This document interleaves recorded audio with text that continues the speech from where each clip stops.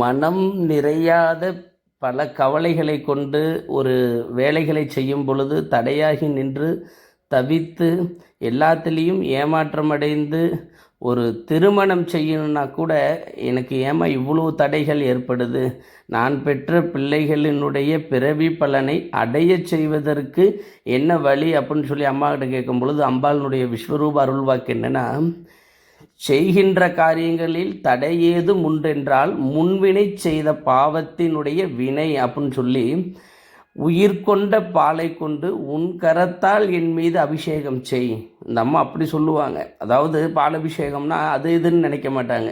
உயிர் கொண்ட பாலபிஷேகம் கொண்டு உன் கரம் கொண்டு என் மீது அபிஷேகம் செய், உனது ஊழ்வினையை தீர்த்து உனக்கான வாழ்க்கையை சரியான முறையில் நான் வழிவகுப்பேன் என்று சொன்னதுதான் இந்த மேச்சேரி அம்மா. தேடியதை முழுமையாக அடைய செய்வதற்கு முன்பு தேடியதை முழுமையாக நிலை எதுவென்று அறிய செய்வது இந்த பாலபிஷேகம். ஒரு விஷயத்தை நம்ம கண்மூடித்தனமாக நம்பிட்டு ஏமாறுவதை விட முன்கூட்டியே இந்த அபிஷேகம் செய்து அதனுடைய பொருள் என்னன்றதை நம்ம உணரச் செய்யும் இந்த அபிஷேகம்.